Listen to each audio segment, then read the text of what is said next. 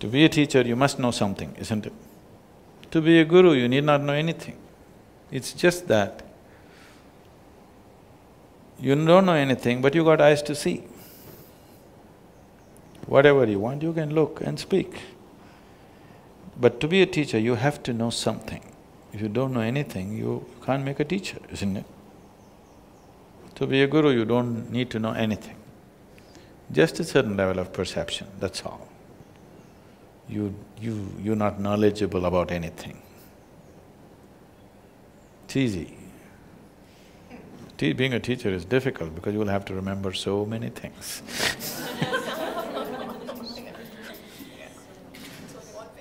Huh? Should we become gurus instead? I'm sorry?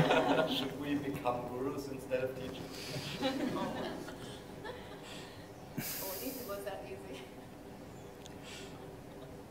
The thing is, you never try to become a guru. If people notice that you have a certain level of perception, people will recognize you as one. You never ever try to become one. I've done everything to shake off the guru thing, but you cannot because people will one way or the other recognize it, wherever you may be. Whether you're in India or otherwise, they may not call you, use the word guru, but nowhere in the world, if you found a human being whose perception is beyond yours, could you ignore him? People naturally gathered around them. Maybe they didn't use the word guru, they used something else. But always it happened, isn't it? Whichever part of the world. It is just that in other parts of the world, individual people popped up by themselves without a systemic support. In India, people popped up because there's a systemic support, more popped up.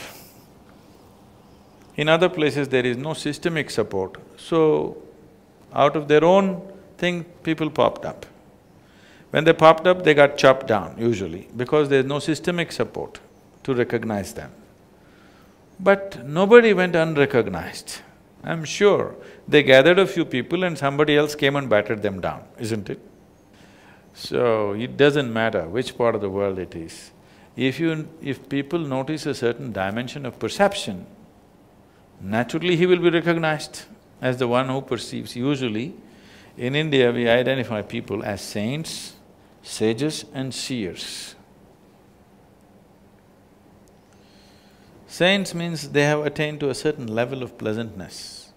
They can bless people. In their presence, everybody feels pleasant, some well-being happens. But they don't teach anything, they only bless. Sages means they have some grasp. They have become pleasant, their energies have become pleasant, but they have also grasped some knowledge, particular dimensions of knowledge. A sage may be good with astronomy or astrology or with some other dimension. All the Indian mathematics has come from sages, not from university academics. It is sages who came up with mathematics and music. You heard of this? Shiva himself is a great mathematician, musician, dancer, all these things because math came naturally. When somebody looked deep enough into the existence, the mathematic background of it started finding expression in human intelligence and so they naturally became mathematicians. You must read the story of people like Ramanujam and others. They are brilliant mathematicians without any academic support because a certain level of observation, which is a sage. A seer means one who sees. See, it's a very appropriate expression. One who sees life just the way it is. Does it mean others don't see? Yes, others don't see. For others, their sense organs are interpreting. See, right now, your sense perception is interpreting this is day, night is going to come after this many hours. You ask the creatures in the forest, their senses are interpreting this is night, day will come after a few hours right now. So, it is the interpretation of the senses that you know, you are not seeing. A seer means he is seeing it the way it is. So usually or always, a saint will never claim to be a guru leave what's happening today in modern society. I'm saying in the tradition, a saint never claimed to be a guru. He was only a saint. He knows that his thing is he's become like a flower. He can bless. His fragrance will impact people. That's all he is. A sage is somebody who's always trying to explore a certain dimension of life. He can teach, he can do things. A seer is somebody who simply sees. He can do whatever, any of these things he can do, or he may choose not to do anything. It's up to him what he chooses to do. He will do what is needed in the society at that time, or if he's not bothered, he will leave it and just sit. But he sees. So a guru must see, otherwise he cannot be a guru. He must be able to see. See does not mean, can you tell me what's my future? Your future is hopeless, if you're asking that question.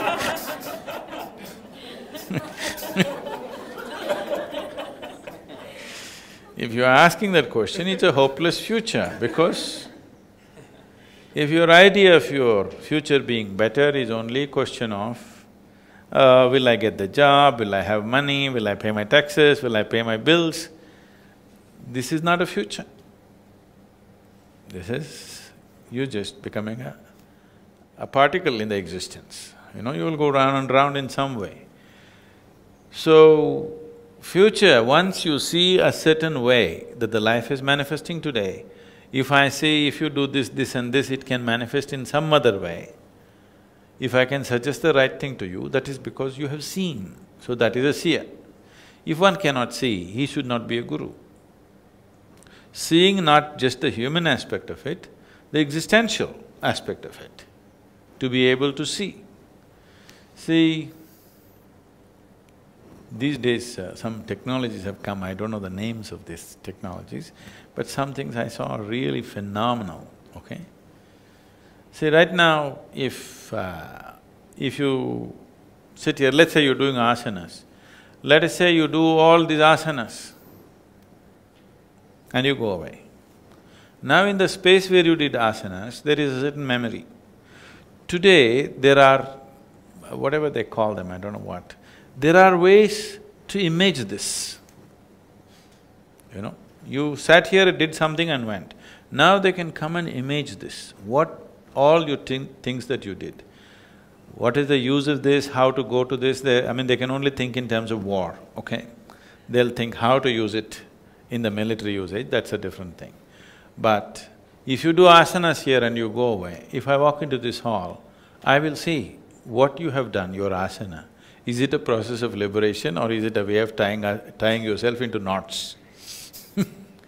This can be seen. If I see you're doing something like this, then it is not said you're doing this, do this, we will suggest something else. You must have the sense to just do that. Some simple thing, I'll say, hey, why don't you take a walk and come? Ah, why should I go for a walk? Morning I walked. Okay. Because the moment you try to logically decipher these things won't work. So always these things are done in subtle ways. Only few people have the sense to follow those subtle instructions. All of them will question and debate, discuss with everybody and destroy it in no time. So, okay, wait for another 12 years, let's see. Moments come in one's life. In one's cycle of doing things, certain moments come in your life. At that moment when the necessary intervention is made, if you don't take it, that moment will pass and we'll have to wait.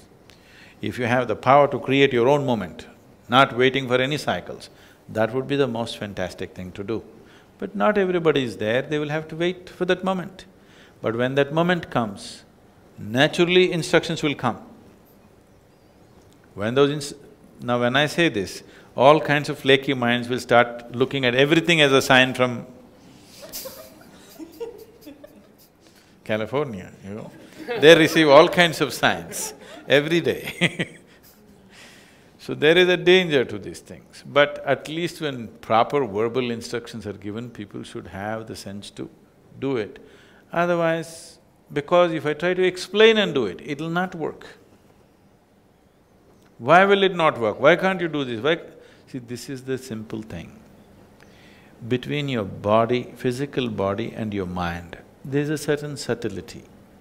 that what happens in your mind cannot be interpreted the same way as we interpret the physical moments, isn't it? What happens in your emotion cannot be logically interpreted as it happens in your mind, isn't it so? As things get subtle, it becomes less and less available to the logical process. If we do not understand this logic, if you try to handle everything as you handle physical material, human beings will die. If you try to handle human beings as physical quantities, you will see nobody will be with you, isn't it? Yes or no? Don't you relax the rules of the physical for handle human beings? Somebody is far away, you say 1, 2, 3, 4, okay, 4 people, 4 people. But if they're with you in your home, as your family, don't you relax this laws of physical to interact with them? If you don't, you will not know any human being on this planet. So this relaxation has to progress. As it goes, if your life has to evolve, you must release more and more things from this. But for doing this, you must have a very stable, logical mind. If you don't have this, you will go off into hallucinatory processes. This is the thing about spiritual process, that if you establish a very stable body and stable mind, then we can take you into illogical things experientially. If you do not establish this, if we take you into one illogical experience, after that your imagination will run in such a way, you are doing hallucination and thinking it's real. Hallucination can be more powerful than the real. Actually it is, because it's exaggerated. See, people love people that they have not seen more than people they have seen. They go to a cinema. Whatever this Rajinikanth or this Tom Cruise or Amitabh Bachchan is a much bigger guy and people love him more than the people who are sitting next to them. Because it's all exaggerated, isn't it? Because it's so exaggerated, the man is so big, he speaks so loud and everything that he does is big.